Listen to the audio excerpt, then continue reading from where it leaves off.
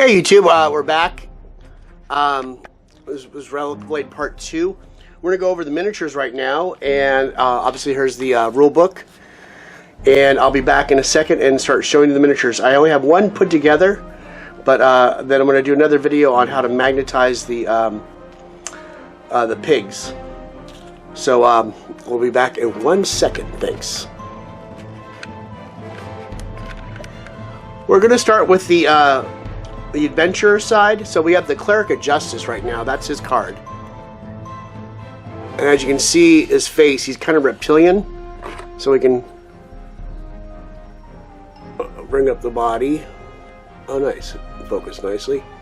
He's got a hammer. Very dynamic pose. It's going to be very easy to paint. Little base. And then you can see his little head.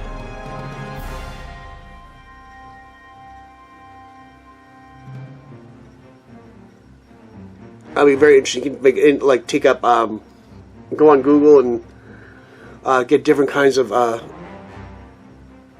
reptilian skins or anything to inspire. You can do kind of maybe some freehand on his head, some different dots and stuff like that. Make it really cool looking. So that's the Cleric of Justice, and also he comes with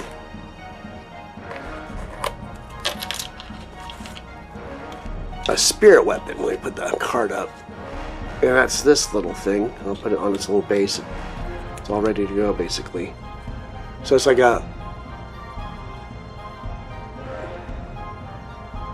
It's going to be cleaned up a little bit. It's got that little support between the hammer and the cloud with the fist, or whatever kind of ethereal thing you think there is. So that's the first adventurer. And then we have the Questy Knight. We'll bring him up.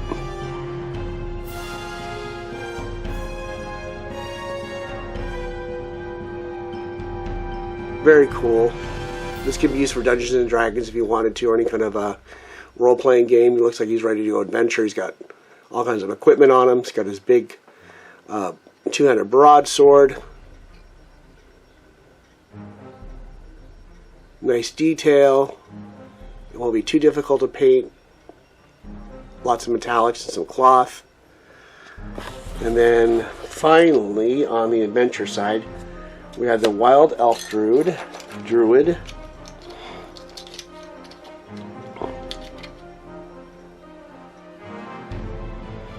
At first I thought this miniature was missing something. It looks like she's missing an arm. But the staff comes off. As you can see, the staff comes off. That part goes to her left arm, and then she has her hand over here, right there where my finger is.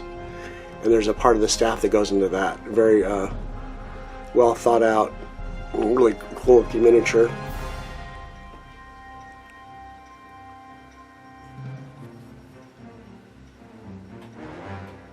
Yeah, she'll definitely be fun to paint. And then she turns into a cave bear. And he comes on a big 40mm base.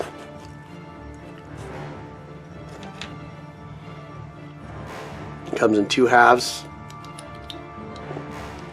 I might have to do a little bit of puttying on him. I'm not really getting I'm getting a little bit of a gap. I might have maybe some sanding somewhere, but that gap's not going to be much to do. He's got a cool head. And very well detailed. He'll be fun to paint. And there's one of his arms. And it's just so easy to super glue this guy together. And the base will be fun to do too. So I'll be back with the war pigs, and see you then. Okay, here we are with the pigs. Thing about these guys, really cool sculpts. These aren't going to be impossible to paint, but it gives you a lot of versatility with skin tones, and there's hair, weapons and cloth on them, and armor. Really good expressions on the face.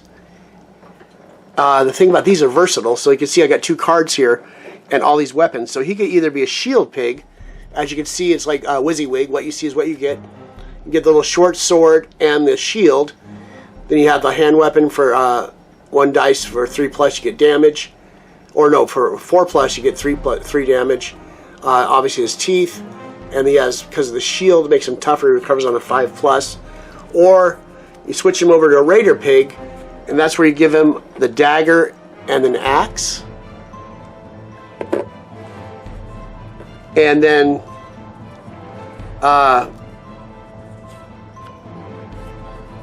much more damage, a little bit harder to hit with, gore.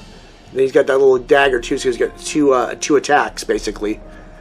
And he's a pig scout. Also, you can see there's a club here. I looked at the rules. That's a cudgel.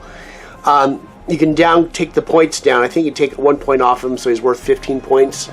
And the cudgel doesn't do as much damage. It's a card that comes in the first pack of cards that comes with the game. And then we'll go on to the next mini. Okay, there's 2 of these guys. So I'm not going to bother showing you both of them. So I'll show you got the 2 big. He's a pretty beefy pig.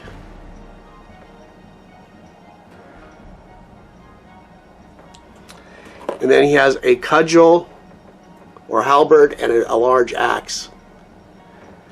And actually they're the same point values, but you can see he's got toughness on recover of 5. Both have the gore. Okay, I know halberd. I guess it is different. Both the same ranges. It looks like you get 2 dice with the halberd. 2 dice with a 6+, you get 5.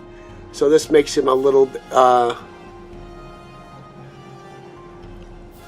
bit more lethal, I guess. And a 5+ gets a 4. Yeah, I don't know the difference on those 2. Why did you want to split them up? But it just adds versatility to the game. So there's 2 of those guys. And then I wanted to show you, okay, another one. This is the other. There's 2 of these guys too. This is a berserker pig or a shield pig. So you get the shield pig like you saw before. That here's a berserker. He's got 2 weapons of attack. So on 2 dice or on a 4, he gets 3 damage, and he can frenzy. So take I forgot how this. You roll a d6 as a d3. You take the damage, and then you can add an action dice to your attack or your activation. That's pretty cool. So I wanted to show you what I did differently with those. Oops, the base. I put one together. Here is a shield pig. So I can get in there. And he's magnetized. These are 1/16 by 1/32 magnets. I'm going to do a tutorial in the next part, in part 3, and how I did this. And I'm going to use bigger magnets on the body. These actually hold pretty good, but you can see you can spin it. So then obviously I can take those off, and then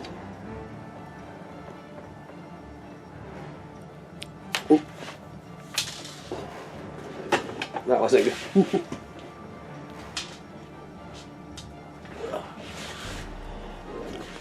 Sorry about that. So he can put his focus. There we go.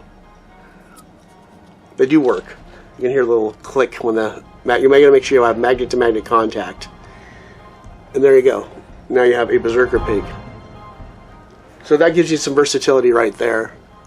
And it's pretty cool. I just did a real basic basing that is if you ever seen it in my old videos, I have a big thing of Santa Cruz beach sand. I went down there and did a Tupperware tub of it, and that's perfect